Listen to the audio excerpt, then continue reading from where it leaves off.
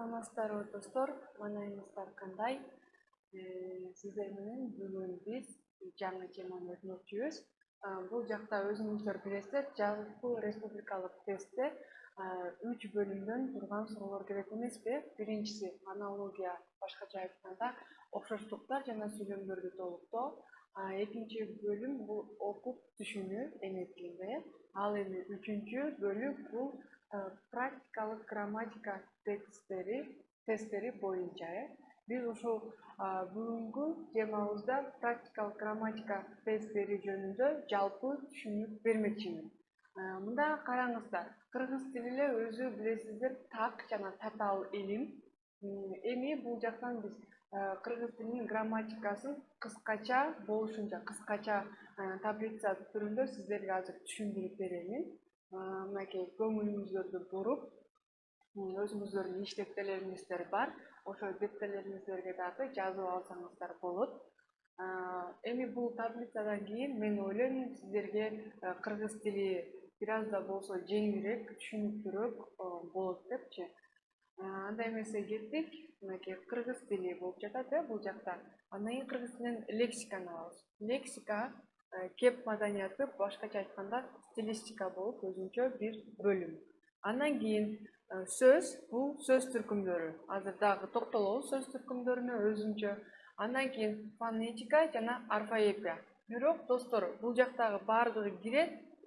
Жалпы республикалык тестте бир гана фонетика, орфоэпия жок болот. Булар фонетика жана орфоэпия боюнча суроолор келбейт. Демек биз бул эки пунктту карабайбыз дагы, калгандарына кененирээк токтолуп, ар бир сабакта бөлүп өтөбүз.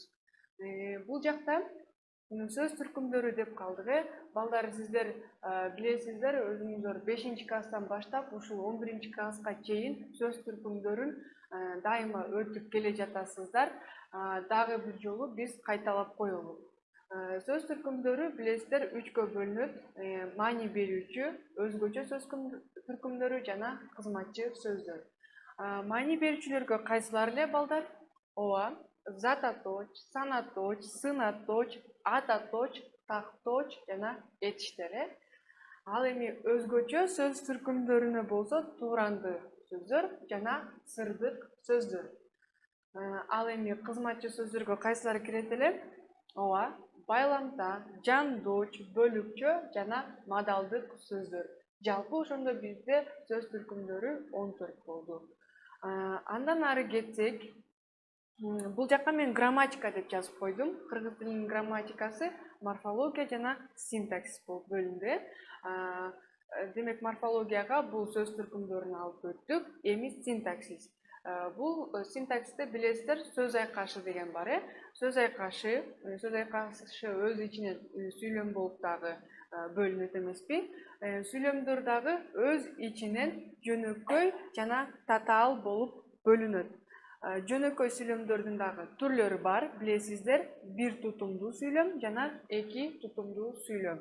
Ал эми татаал сүйлөмдөрдүкү дагы экиге бөлүнөт. Тең байланыштагы татаал сүйлөм, анан багыныңкы байланыштагы татаал сүйлөмдөр.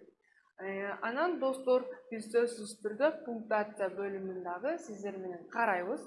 Булар баардыгы боюнча жалпы республикалык тестте суроолор келет.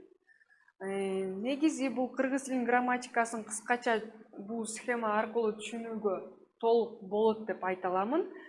Жалпы республикалык тестте балдар 7 пункт сөз түрдө келет. Булар лексика, морфология, синтаксис, орфография, кеп маданияты жана стилистика боюнча суроолор толуп келет. Ошолорду дагы сиздерге бөлүп жазып берип коеюн. Сөз түрдө жазып алыңыздар. Бул таблицаны да өзүңүздөргө чыгып алсаңыздар, башында эле айта кеттим.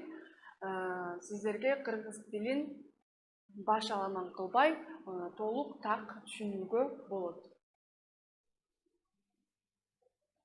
Достор, мынакей практикалык грамматикада кандай суроолор келет, кайсы багыттагы суроолор келет. Ошолорду жазып алабыз. Биринчи лексика, экинчи морфология, үчүнчү синтаксис, төртүнчү орфография, 5-чи пунктуация, 6-чы кеп маданияты жана 7-чи болуп бул стилистика боюнча суроолор келет. Сиздер буга чейин да маалымат алгансыздар, дагы бир жолу кайталап өтөйүн. Кыргыз тилинин грамматикасы боюнча сиздерге жалпы 30 суроо берилет. Алар 30 суроону аткаруу үчүн сиздерге 35 мүнөт убакыт берилмекчи. Андыктан сиздер бир суроого 1 мүнөт гана ойлонуп так жооп берүүгө аракет кылышыңыздар керек. Болбосо бардык 30 суроого жооп бере албай калышыңыздар мүмкүн. Сиздерди ойлоп жатам, азыр дептерлериңизге жазып атасыздар деп жазып алыңыздар, сөзсүз түрдө сиздерге керек. Эмесе балдар, биз бул 7 бөлүктүн ар бир сабакта бирден карап, бирден өзүнчө өтүп, суроолоруна так жооп берүүгө аракет жасайбыз. Анда эмесе бүгүн биринчи лексика, лексикология жана андагы айрым түшүнүктөр боюнча дагы өзүнчө тема кылып өтөбүз. Жазып алыңыздар жаңы теманы. Балдар, силер өзүңүздөр деле билесиздер, лексика бул грек тилинен алынганда сөздүк состав, кандайдыр бир тилдин сөздүк курамы деп айтабыз. Андан кийин бул лексикадан лексикология. Бул лексикологиядагы грек тилинен которгондо сөздүк состав жана логос окуу. Демек, бул сөздөр жөнүндөгү илим деп айта алабыз. Сөз лексикологиянын объектиси болуп эсептелет. Лексикологияда сөздөрдүн пайда болушу, аларды сөздөрдүн мааниси, колдонулушу жана башка ушул сыяктуу маселелер негизинен каралат.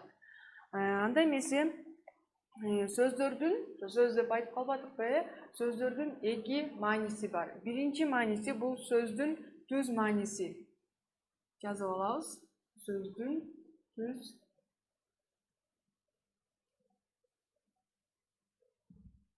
Сөздүн түз мааниси. Мында балдар, бул жака түз дегенге көңүл бурсаңыздар. Сөздүн түз мааниси. Демек, эмнени айтып жатат бизге? Сөздүн чындыкка дал келген эң алгачкы, башкача айтканда тике мааниси дейт. Бул жака мен тике деп да жазып коеюн. Жазып алыңыздар. Суроолордо көбүнчө келип калат. Мисалы үчүн, асты сызылган сөздүн тике маанисин тап деп, анан дагы биз мисалдар менен келтиргенде карап өтөбүз. Бул жакта азыр мен сиздерге ошондой болсо дагы бир мисал келтирейин. Мен булактан суу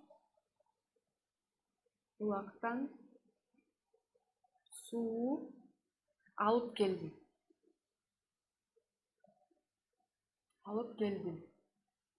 Бул жакта булактан деген сөзгө көңүл бурсаңыздар, жогоруда мисалда булак сөзү түз мааниде колдонулду.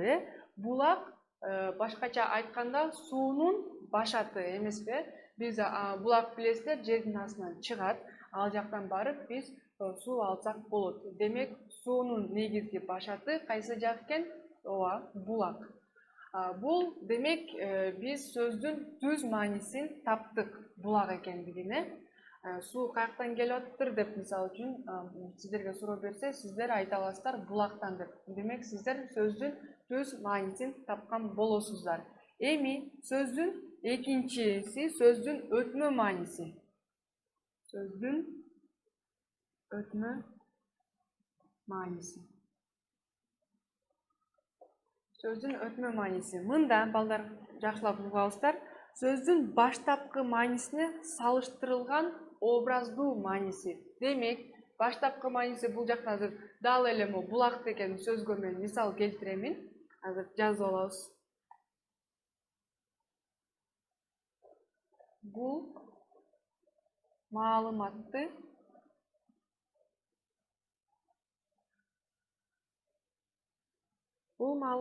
ишеничтүү булактан алдым.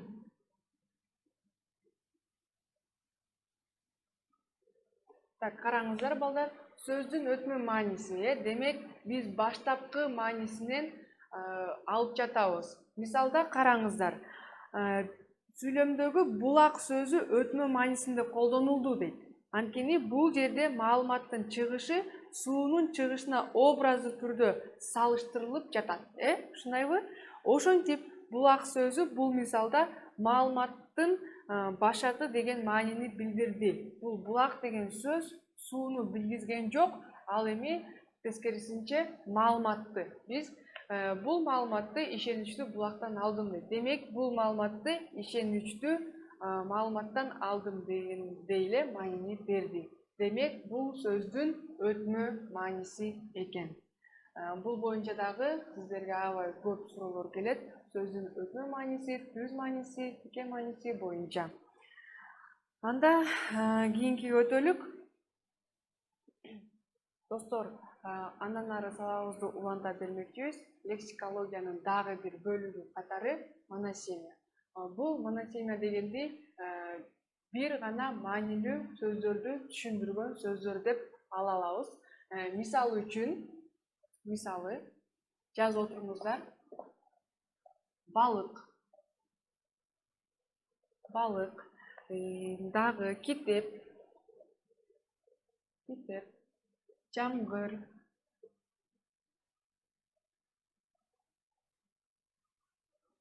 жана башка сөздөр. Мисалы үчүн карасаңыздар, бул жакта балык. Биз балыкты билебиз, сууда сүзүүчү жандыкы.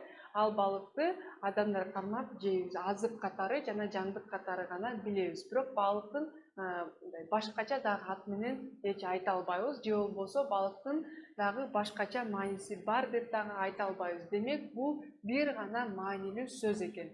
Ошондой эле китепти алсак, китепти деле билесиздер, китепти окуу үчүн, билим алуу үчүн колдонот эмеспизби?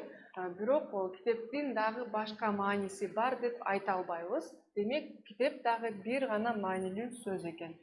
Тагыраак айтканда, моносемия экен. Эми жамгыр.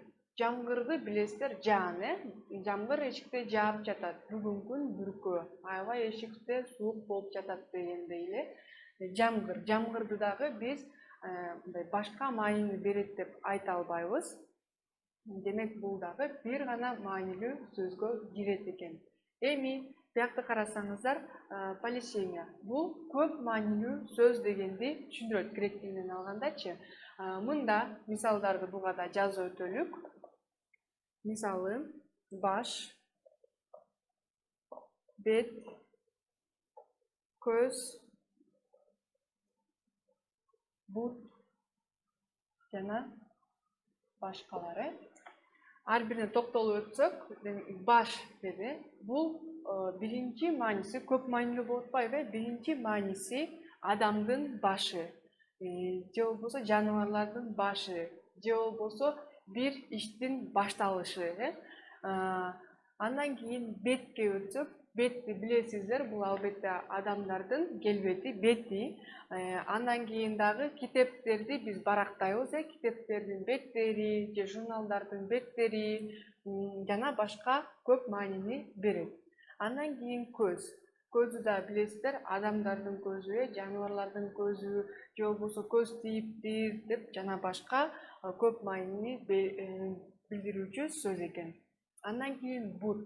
Бутту дагы билесиздер, адамдардын буттары болот, жаныбарлардын буттары болот. Деги эле жандыктардан тышкары дагы столдордун буттары болот, дагы көптөгөн буттар. Демек, бул дагы көп маанилүү сөздөргө кирет экен. Тагыраак айтканда, полисемия деп аталат экен. Бул бир гана маанилүү сөздөр жана көп маанилүү сөздөр боюнча дагы тестте аябай көп суроолор келет. Андыктан жазып алыңыздар, кайталап туруңуздар. Андан ары өтсөк, синонимдер. Бул синонимдерден дагы аябай көп суроолор келет. Синонимдердин дагы көптөгөн бөлүнүштөрү бар. Аларга дагы азыр кенен токтолуп өтөбүз. Синонимдер бул грек тилинен которгондо атташ, башкача айтканда жазылышы ар башка, бирок бир гана маанини берген жакын сөздөр. Бирок эки башка жазылып турса дагы, бирок бир эле маанини берет. Азыр биз сиздер менен синонимдердин 3 бөлүнүшүн карайбыз. Биринчи бөлүнүшү, бул жака жазып коеюн, синонимдер. Синонимдердин бөлүнүштөрү. Жазып отурабыз, балдар. Синонимдердин бөлүнүштөрү. Биринчи бул толук синонимдер. Толук синонимдер. Толук синонимдерде мааниси жагынан бири-бирине өтө жакын келип, бирок сүйлөмдө бири-бирин алмаштыра алган синонимдер. Мисалы, алыс,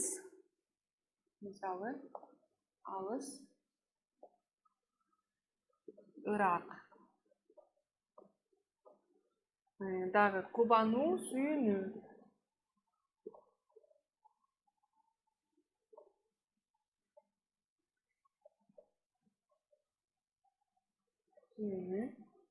Кыштак, айыл.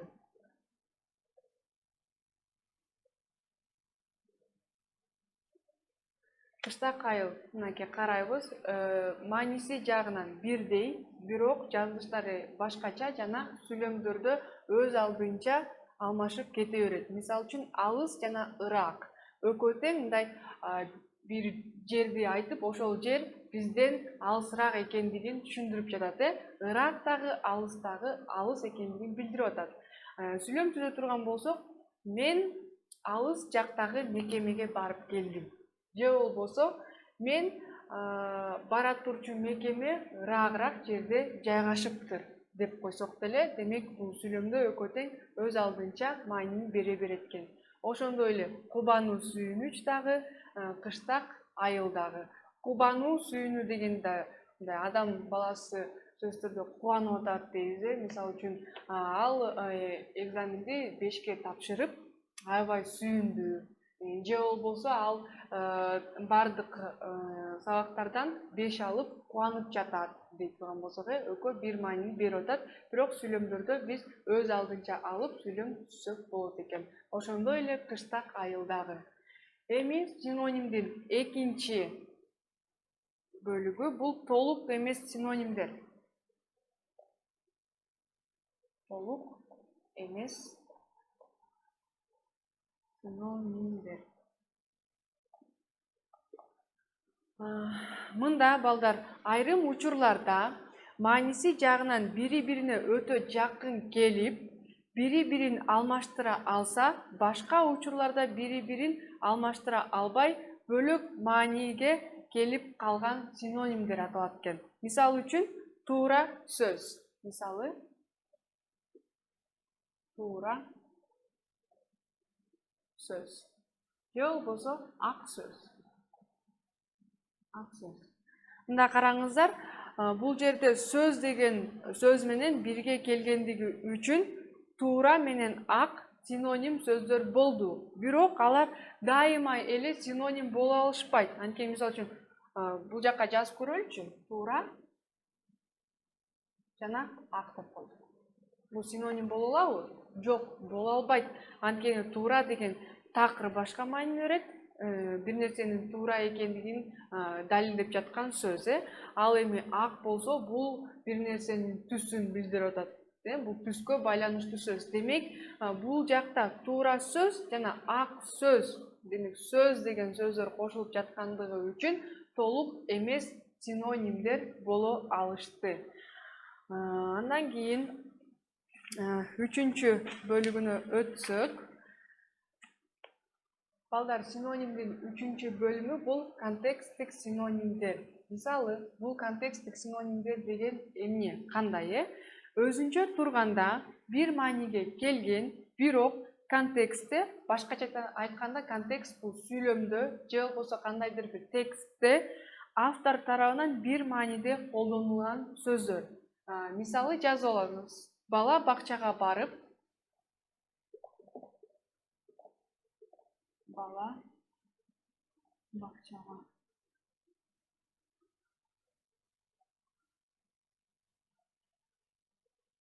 бакчага барып, каралдымды алып келейин.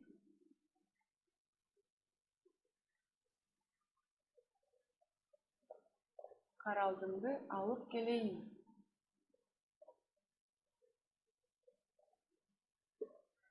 Мында караңыздар, балдар, каралды деген сөзгө маани берсеңиздер, каралдым, мынакей. Бул каралдым деген сөз негизги мааниси мындай жөлөк. Мисалы үчүн мага Кийин мен караганда жөлөк боло турчу балам ушул деп, мисалы үчүн кыргыздарда көбүнчө улгайган адамдар айтып калат эмеспи? Ошол негизги мааниси жөлөк. Бул жерде бала деген сөздүн синоними катары колдонулду дейт. Кошуласыздарбы? Ооба, анткени каралдымды деп атат. Ошо баламды дегенде маанини билдирип атат. Демек, бул контексттик синоним деп аталат экен. Эми дагы бир түшүнүктүү болуш үчүн бир мисал жаза кетейин. Ал жүрөк үчүн алган бөрү болуп калыптыр.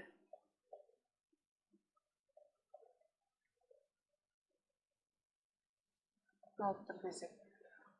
Бул жактан дагы жүрөк үчүн ал жүрөк үчүн алган бөрү болуп калыптыр дейт. Мында бөрү бул жерде каракчы деген мааниде келип жатат. Бөрү деген өзүңүздөр билесиздер, карышкырдын баласы эмеспи? Бул ал жүрөк үчүн алган бөрү болуп калыптыр деп адамды айтып жатат. Демек биз бөрүнү биз каракчы катары кабыл алат экенбиз. Ушундай контексттик синонимдердин түшүндүңүздөр деп ойлоймун. Андан ары антонимдер. Сиздер билесиздер, антонимдер дагы тесттерде аябай көп суроолор келет. Антонимдердин бөлүнүштөрүн дагы сиздер менен карайбыз. Антонимдер негизи грек тилинен алганда каршы жана ат дегендерден келет да, бири-бирине карама каршы мааниде келген сөздөр. Мисалы үчүн өйдө төмөн, жакын алыс, дагы кандай көп мисалдар бар. Азыр биз антонимдердин мындай маанисине карай бөлүнүшүн карайбыз. Маанисине карай бөлүнгөндөн кийин дагы кийинки бөлүнүштөрү бар. Анда биз биринчи антоним бул маанисине карап атабыз. Нагыз антонимдер. Нагыз антонимдер деген эмне бул? Өз алдынча турганда бирине карама каршы келген сөздөр. Жанагы мен айтып кеткен аз көп, өйдө, ылдый жана башкалар.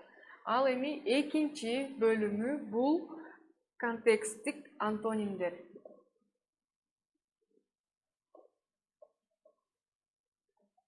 Контексттик антонимдер. Булар кандай? Өз алдынча турганда бири-бирине каршы келбей, контекстте гана каршы келген сөздөр. Контекст деген билесиздер, балдар, бир текстте болобу, же бир макалада болобу, ошол жактагы же сүйлөмдөрдө болобу, ошол контексттик антонимдер деп аталат. Мында билеги күчтүү бирди жыгат, билими күчтүү миңди жыгат дейт. Жазып алыңыздар. Бул мисалды дагы. Мында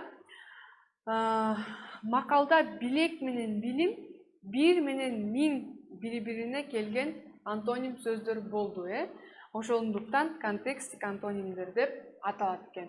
Булар антонимдердин нагызы менен контексттик антонимдер антонимдин маанисине карай бөлүнүшү болду. Эми кийинки антонимдердин түзүлүшүнө карай дагы экиге бөлөт. Маанисине жана түзүлүшүнө. Булар маанисине болду. Эми түзүлүшүнө. Түзүлүшүнө карай дагы экиге бөлүнөт экен. Биринчисин жазып алабыз. Ар башка уңгулуу. Ар башка уңгулуу. Мында чын калп. Чын калп. Берешен сараң, көп, аз, кас, дос дегендей. Андан кийин экинчиси бир уңгулуу.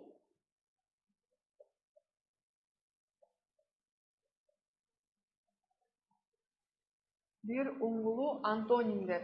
Мында кандай экен? Бир уңгулуу антонимдер кайраттуу, кайратсыз, туура, натура, адептүү, бейадеп деген. Мында бир уңгулуу антонимдер сыз жана луу мүчөлөрү жана бей, най деген аркылуу уюшулуп жатат. Ошондуктан бир оңгулууга мынакей мисал дагы жазып коеюн силерге түшүнүктүү болуш үчүн. Адепсиз, адептүү. Ушундай достор, антонимдерди дагы биз жөн гана карама каршы сөздөрдөн келген сөздөр антонимдер боло алат деп гана билбейбиз. Демек антонимдердин маанисине жана түзүлүшүнө карай дагы бөлүнөт экен. Мен бул бөлүнүштөрдү эмнеге сиздерге сөзсүз бөлүп, майдалап түшүндүрүп берип жатам. Анткени тест учурунда ушул бөлүнүштөрү боюнча дагы суроолор келип калат. Жазып алыңыздар, бардыгы түшүнүктүү болуп жатат деген ойдомун. Достор, антоним, синоним жана башкалардан дагы омонимдер кирет, фразеологизмдер кирет, эскирген сөздөр дагы өз ичинен экиге бөлүнөт, билесиздер, историзмдер жана архаизмдер болуп. Андан кийин неологизмдер, диалектизмдер болуп бөлүнөт. Буларга азыр сиздер менен кыскача түшүнүк берип өтөмүн. Амонимдер деген эмне? Бул грек тилинен которгондо бирдей ат дегенди билдирет. Мисалы, жазылышы бирдей, бирок мааниси такыр бөлөк сөз. Мисал келтирсек, кой дедик. Мында жаны бар, бир четинен жаны барды берип атат. Бир жеринен бир нерсени кой деп жатат. Демек, бир эле сөз ар башка маанини берген сөздөр деп айта алат экенбиз. Амонимдер дагы өзүнүн ичинен экинчи түргө бөлүнөт. Аларга токтолбой эле коелук, анткени эң негизгиси амонимдер деген эмне экендигин билип коюу гана сиздерге жетиштүү болот. Андан кийин фразеологизмдер бир нече сөздөн турган, тагыраак айтканда сөз айкаш же сүйлөм түрүндөгү бир мааниге ээ болгон сөз тизмеги. Мисалы үчүн, кандай фразеологизмдерди билесиздер? Сиздер азыркы учурда аябай фразеологизмдер боюнча дагы сабактарды көп өтүп жатасыздар, мектеп программасы боюнча. Кой оозуна чөп албаган десек, бул өзүңүздөр түшүнсөңүздөр терең. Бул такыр мындай жоо же түн адамды билдирип жатат. Андан кийин 5 өрдөгүн учурууда билесиздер, арабызда кээ бир адамдар бар эмеспи, аябай көп калп айтканды жакшы көрөт. Ошол калп айтуунун маанисин билдирип жатат. Андан кийин какаганга муштаган дейт. Бир адамдар бар, жакын досу же жакын адамы аябай кыйналып жатканын көрүп турса дагы, аны барып огуштар жиннетип, же болбосо ага туура эмес иштерди аткарып койгон адамдарды айтат экенбиз, какаганга муштаган деп. Андан кийин эскирген сөздөрдү айта кеттим, экиге бөлүнөт. Историзмдер. Мында немис тилинен алганда бул тарыхый дегенди билдирет. Азыркы учурда эч кездешпеген, колдонуудан такыр чыгып кеткен, бир гана тарыхка тиешелүү болгон заттарды же түшүнүктөрдү билдирген сөздөр деп билебиз. Мисалы айта кетсем, би жазып коюңуздар. Болуш. Би, болуш, дагы кул, ит тартыш, тубана, казат жана башкалары. Бул жакта би деген сөзгө көңүл бурсаңыздар, бийди такыр алмаштыра албаңыздар, жанагы адамдар бийлей турган бийге. Жок, андай эмес. Би бул кандайдыр бир урууну же болбосо бир элди башкарган бийлер болгон, бай адамдар. Хан деп дагы синоним катары айта кетсек болот. Демек, бул би деген сөздү биз бир гана тарыхтан гана окуй алабыз. Андан кийин болуш, андагы түшүнүп турасыздар, ушундай эле бийге окшошуп кетет. Кулду дагы билесиздер, мурун бөлүнүштүрүүчү бай адамдар жана кул адамдар болуп. Андан кийин казат бул согушка аттануу. Эр жигиттер казатка аттанып кетишти дей турган болсок, казатка аттануу бул согушка аттануу. Демек, казат деген сөз азыркы учурда согуш деген сөзгө өтүп кеткен. Андан кийин архаизмдер грек тилинен алганда байыркы дегенди билдирет. Мурда колдонулуп, бирок кийин башка сөздөр менен алмаштырылып кеткен сөздөр. Башкача айтканда, зат же түшүнүк азыр деле бар, бирок илгерки сөздөрдүн ордуна азыр башка сөздөргө алмашылып кеткен. Мисал үчүн, совет. Азыркы учурда биз совет деген сөздү кеңеш деп колдонобуз. Андан кийин зер буюмдар деп чанда айтып калышыбыз мүмкүн, бирок зер деген алтын деген сөздүн маанисин билдирет экен. Андан кийин сынып. Мен ойлоп жатам, бул сынып деген сөздү азыр көп адам билбей калган болуш керек деп. Анткени сынып деген сөздүн мааниси азыркы сөз менен биз класс деп айтат экенбиз. Андан кийин неологизмдер боюнча грек тилинен которгондо жаңы сөз деген маанини берет экен. Азыркы жашоонун талаптарынан улам пайда болгон жаңы сөздөр же болбосо жаңы түшүнүктөр. Мисал үчүн демөөрчү дей турган болсок. Демөөрчү. Бул спонсор. Спонсор. Мындан кийин да ижара. Ижарага алдым машинаны деп коюшубуз мүмкүн, же болбосо квартираны деп. Бул аренда. Жана башка ушундай сөздөр жаңы пайда болгон, замандын талабына жараша жаңы пайда болгон сөздөр неологизмдер деп аталат экен. Андан кийинки пункт бул диалект. Диалект дегенде эле биз билебиз, Кыргызстанда 7 облус бар, 7 облустун өзүнө тиешелүү диалектилери бар деп билебиз. Мында бир тилдин ичиндеги белгилүү бир жерге тиешелүү айырмачылык дейт.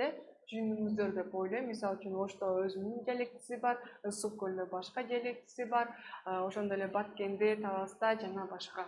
Андан кийин диалектизмдер.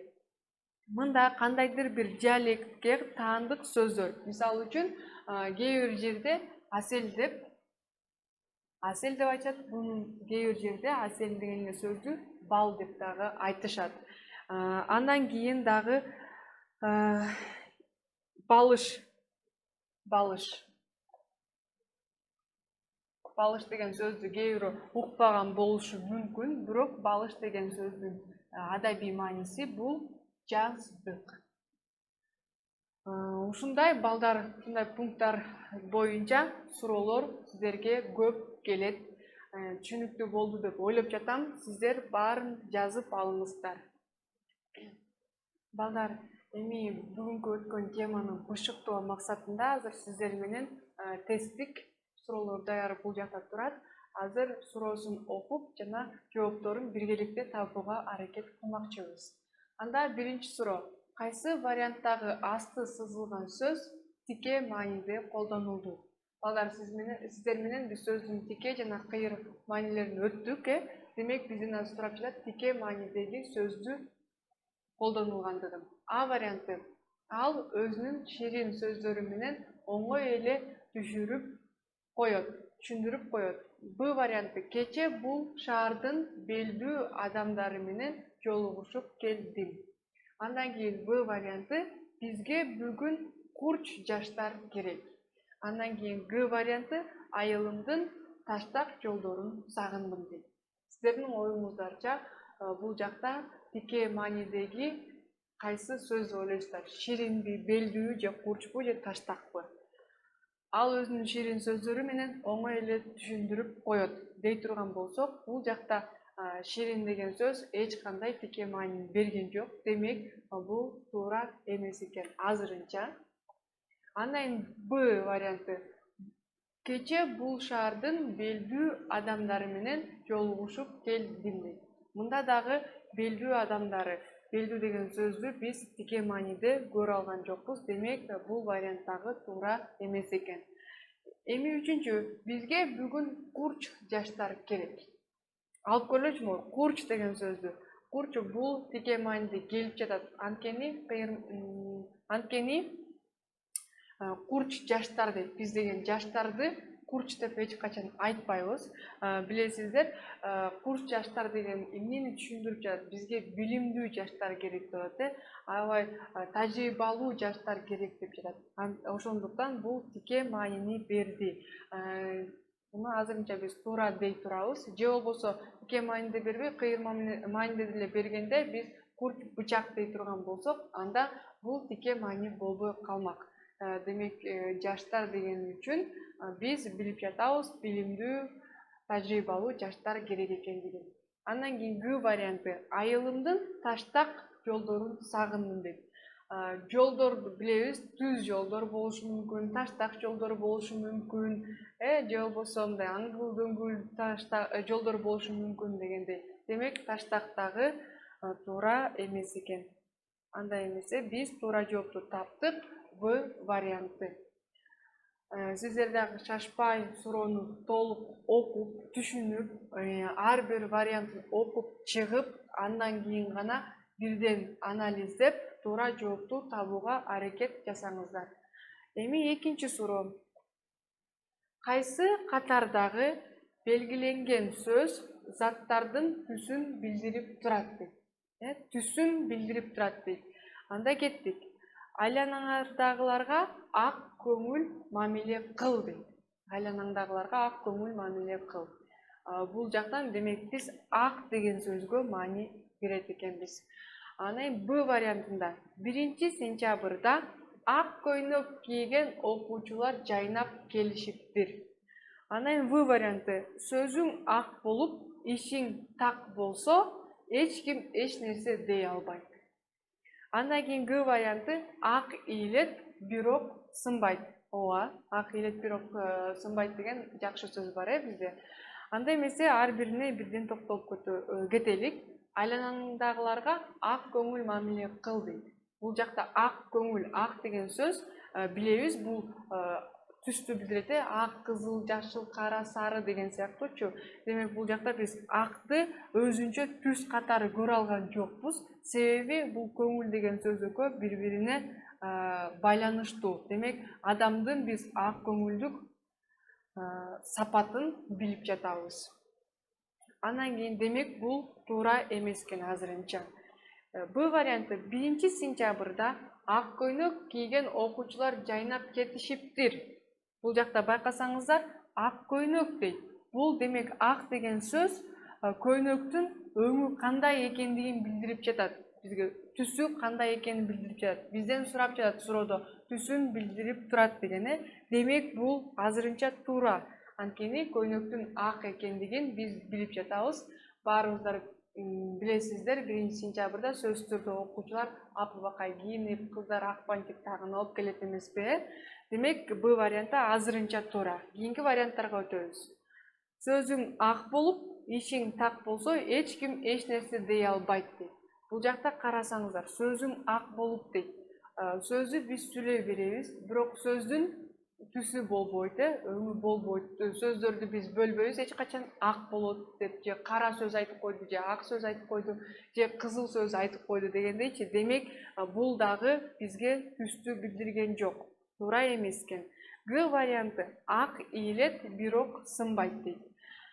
Ак ийилет деген сөздүн мааниси бул калп айтпаган, чындыкты айтып жаткан адамды каралап жатат. Мисалы, бир адамдар жок, бул туура эмес айтып атат, бул ошол жаман ишти кылган депчи, күнөөлөп жатат да. Бирок эгерде ал адам чындыгында күнөөлүү эмес болсо, ийилет, кичине утулат, бирок аягында сөзсүз түрдө жеңишке жетип, акталып чыгат деген маанини билдирип атат.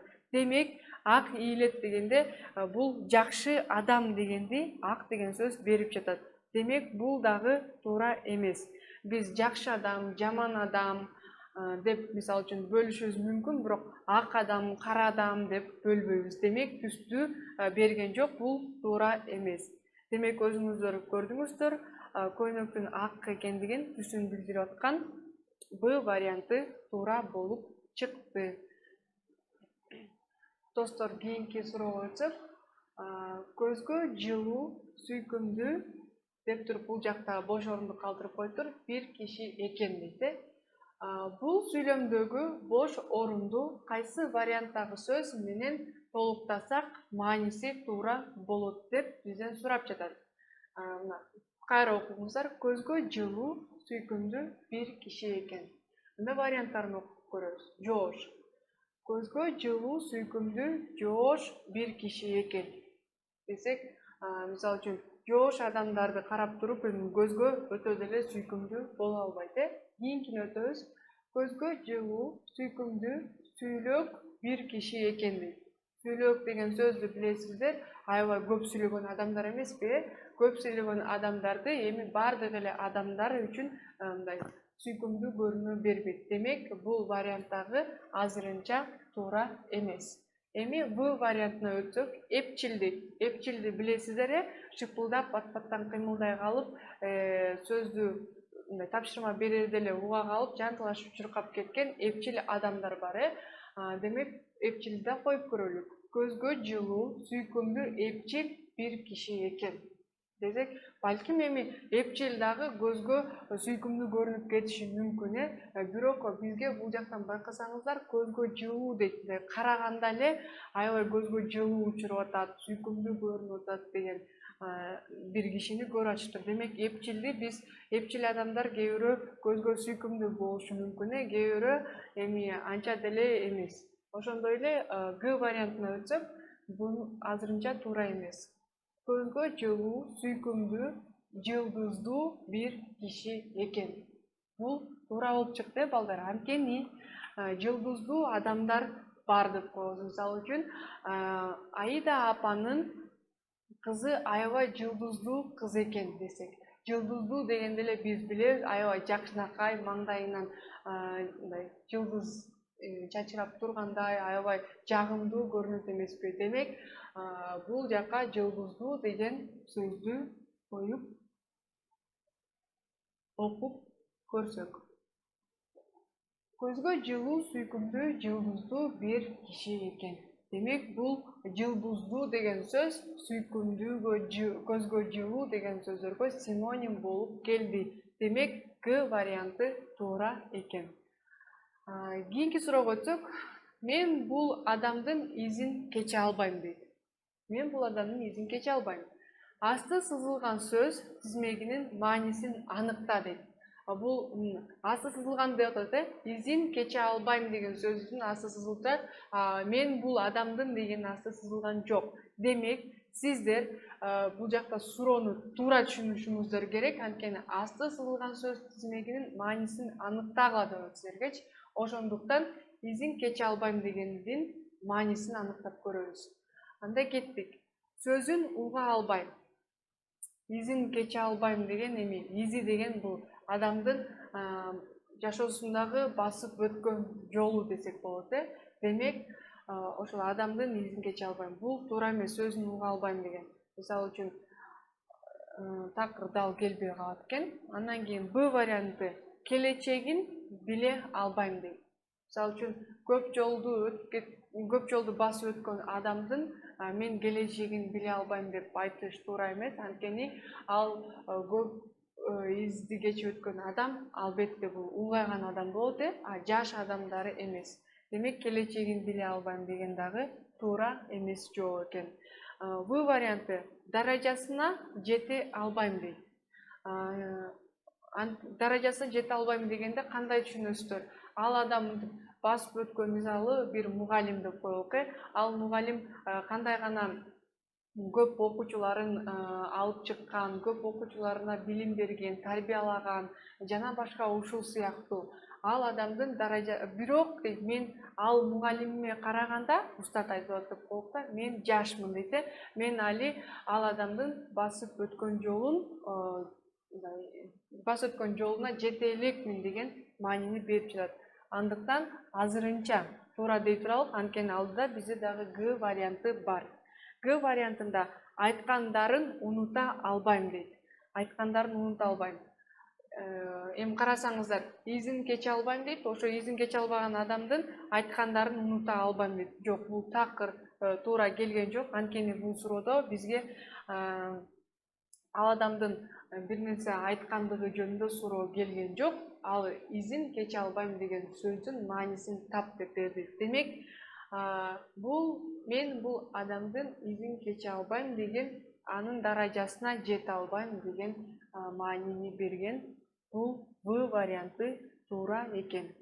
Белгилеп алыңыздар. Сиздер дагы менин тапкан жоопторума кошулуп жатасыздар деген ойдомун. Достор, ушуну менен бүгүнкү биздин темабыз аягына келип жетти. Сиздерге түшүнүктүү болду деп ойлоймун. Эми ушул теманы дагы да терең түшүнүү иретинде сиздерге үй тапшырманы берип коеюн. Бул үй тапшырманы баардыгыңыздар дептериңиздерге жазып алыңыздар. Бул жакта суроо берип атат сиздерге. Баягы бош орундук турат, айылга кайра чуу салыптыр дейт. Мында сүйлөмдөгү бош орунду толуктоо кайсы варианттагы сөз эң ылайыктуу деп ойлойсуңар деген суроо берип атат. Демек, сиздер баягы айылга кайра чуу салыптыр дегенде баягы бир адам, кандайдыр бир балким жакшы адам же жаман адам же ызы чуу адам, мындай бир адам айылына кайра чуу салыптыр деп жатат. Демек, бул варианттарды ушакчы, кабарчы, талоончу жана дүрбөлөңчү деп жатат. Бул 4 варианттагы сөздөр адамдын бир сапаты тууралуу айтылып жатат. Демек, сиздер балким ушакчыны коесуздар, балким кабарчыны коесуздар, бирок мааниси жагынан туура келтирип, так табууга аракет жасаңыздар. Ошондой балдар, мен сиздерге тестти иштеп жатканда шашпай ар бир вариантка токтолуп, суроону толук түшүнүп, анан иштөөгө үйрөттүм деп ишенемин. Сиздер дагы үй тапшырманы мен үйрөткөндөй кылып аткарышыңыздарга тилектешмин. Эмесе баардыгыңыздарга ийгилик каалайм. Саламатта калыңыздар.